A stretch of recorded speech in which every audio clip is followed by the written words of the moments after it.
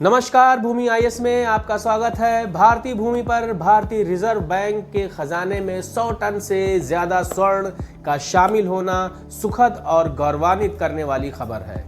ये सोना भारत का ही है और भारतीय रिजर्व बैंक इस सोने को स्वदेश लाकर अपने खजाने में सुरक्षित कर लेना चाहता है।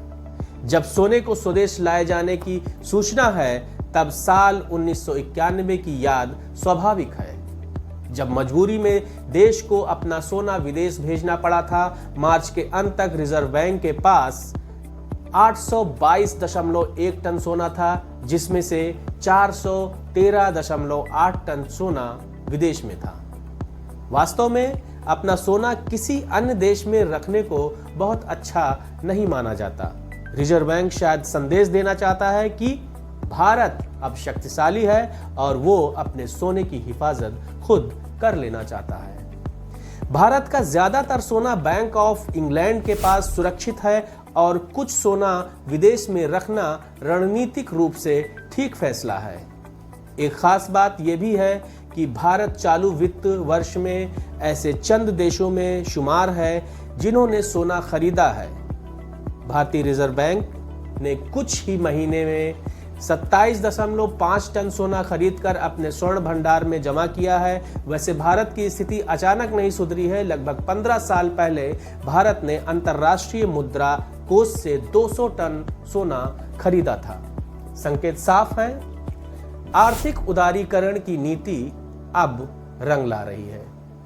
सोने का भंडार किसी देश की आर्थिक स्थिरता के लिए महत्वपूर्ण है। जरूरत के समय सोना ही मजबूती देता है या संकट से उबारता है। पहले दुनिया की तमाम अर्थव्यवस्थाएं स्वर्ण मानक को मानती थीं, पर 1970 के दशक में ज्यादातर देशों ने आधिकारिक तौर पर स्वर्ण मानक को छोड़ दिया। फिर भी दुनिया के सभी ताकतवर देश के पास भारी मात्रा में सोना है। स्वर्ण भंडार के मामले में भारत 822.1 टन सोने के साथ दुनिया के 9वें स्थान पर है और अमेरिका के पास सर्वाधिक सोना 8,133 टन से ज्यादा सोना है। जर्मनी के पास 3,352 टन सोना है। उसके बाद इटली, फ्रांस, रूस, चीन, स्विट्जरलैंड और जापान का स्थान आता है। समय के साथ सोने का भाव बढ़ता ही रहा है। 20 साल पहले जो सोना 6,307 रुपए का था, वही सोना आज 73,390 रुपए का है। जाहिर है सोने की मांग नहीं घटने वाली, पर ज्यादा से ज्यादा भारतीयों को अपनी बुद्धि और श्रम से सोना खरीदने में सक्षम होना पड़ेगा।